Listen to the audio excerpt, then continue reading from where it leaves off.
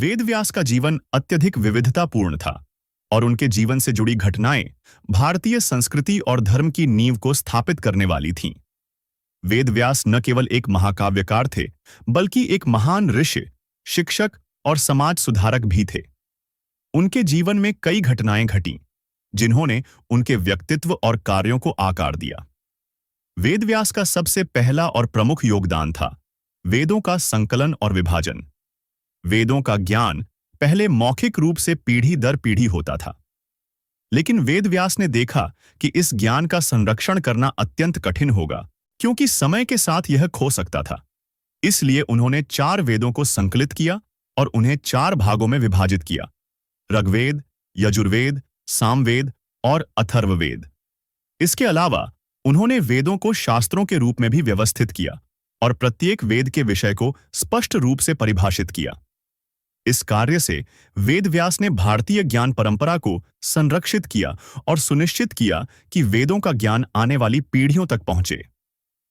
वेदव्यास का जीवन का सबसे महत्वपूर्ण और सबसे प्रसिद्ध कार्य था महाभारत का लेखन।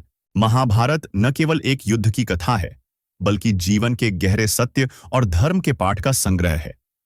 वेदव्यास ने महाभारत के लेखन की शुरुआत तब की जब उन्होंने महसूस किया कि धरती पर धर्म की स्थिति बहुत खराब हो गई थी और लोगों को सही मार्ग पर चलने के लिए एक ग्रंथ की आवश्यकता थी। महाभारत का उद्देश्य था धर्म, कर्म, नीति और जीवन के उद्देश्य को समझाना। यह ग्रंथ 1,00,000 श्लोकों में लिखा गया और इसे एक विशाल महाकाव्य के रूप में प्रस्तुत किया गया। महाभारत का प्रमुख प्रसंग कौरवों और पांडवों के बीच युद्ध है, लेकिन इस युद्ध के माध्यम से वेदव्यास ने जीवन के कई पहलुओं को प्रस्तुत किया। महाभारत के भीतर भगवान श्री कृष्ण का भगवद गीता संवाद एक महत्वपूर्ण भाग है, जो आज भी हर व्यक्ति के जीवन के सिद्धांत को समझने का एक माध्यम बना हुआ है। महाभारत के लेखन के समय वेदव्यास का एक और बड़ा उद्देश्य था धर्म की पुनर्स्थापना, और इसके माध्यम से वह समाज में नैतिकता और सत्य के मार्ग को स्थापित करना चाहते थे। वेदव्यास ने महाभारत के युद्ध से पहले पांडवों के साथ कई संवाद किए थे, जिसमें उन्होंने युद्ध के परिणामों और उसके प्रभावों के बारे में चेतावनी दी थी। इन संवादों के माध्यम से वेदव्यास ने यह स्पष्ट किया कि किसी भी युद्ध का परिणाम केवल बाहरी विजेता की पहचान नहीं करता, बल्कि वह जीवन के अस्तित्व और धर्म के सिद्धांतों को प्रभावित करता है। वेदव्यास ने समाज को यह समझाने का प्रयास किया कि युद्ध केवल एक बाहरी संघर्ष नहीं है, बल्कि यह भी एक आंतरिक संघर्ष है, जो आत्मा और मनुष्य के कर्तव्यों के बीच होता है। वेदव्यास और भगवान श्री कृष्ण का संबंध बेहद गहरा था। महाभारत में श्री कृष्ण की उपस्थिति केवल युद्ध में ही नहीं, बल्कि उन्होंने धर्म और जीवन के गहरे सत्य को समझाने का कार्य भी किया। महाभारत के युद्ध के समय वेदव्यास ने भगवान श्री कृष्ण को महाकाव्य के लिए प्रेरित किया।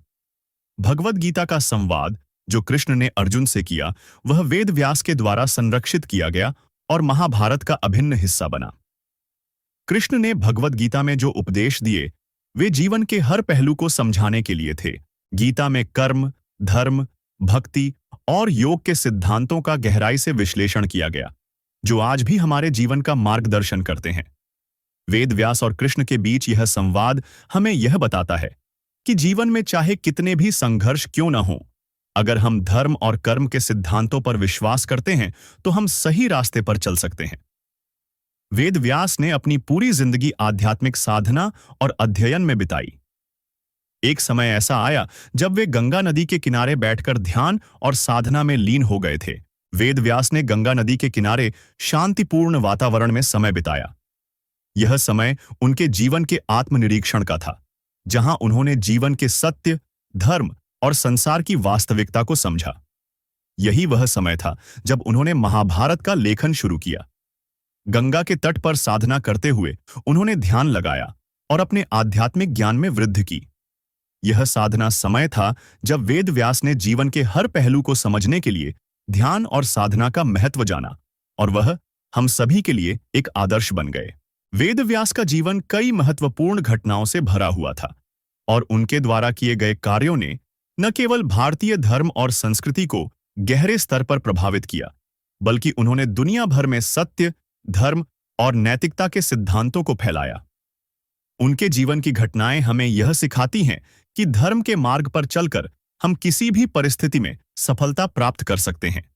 उनके कार्य आज भी हमारे जीवन को मार्गदर्शन देने का कार्य कर रहे हैं। वेद व्यास जी का जन्म द्वापर युग के अंत में हुआ था।